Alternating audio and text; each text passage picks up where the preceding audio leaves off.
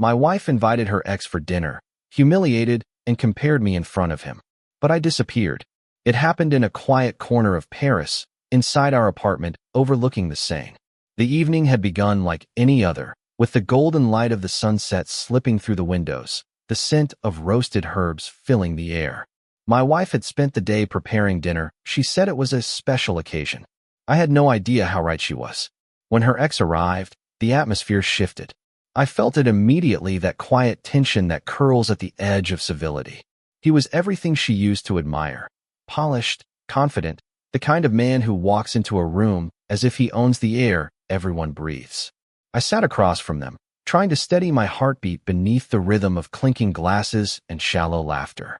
As the meal unfolded, so did her performance. Each word, each gesture, became a mirror reflecting everything I wasn't.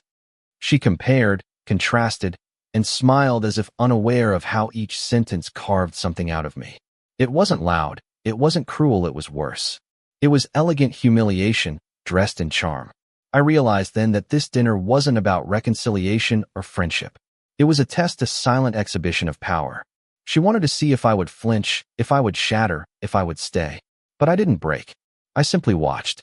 Every movement, every look between them, etched itself into my memory like lines in wet cement. When dessert was served, I excused myself quietly, politely. I left my glass half full, my plate untouched. I walked out of the apartment without a sound. That night, Paris felt colder than usual. I crossed the Pont Neuf, the city lights glimmering in the river like scattered secrets. I thought about how love can rot in silence long before anyone notices, how sometimes leaving doesn't mean defeat, but awakening. By the time the clock struck midnight, I had made my decision. I would vanish, not dramatically, not angrily, but completely.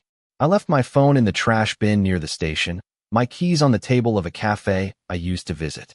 Then I boarded the first train heading south, watching the city shrink into darkness. She would wake to find my side of the closet empty, my wallet gone, and my wedding ring resting in the bowl where she kept her jewelry. No message, no confrontation, only absence. Sometimes, disappearing is the loudest thing a person can do. And as the train sped past the sleeping towns of France, I felt something I hadn't felt in years: peace.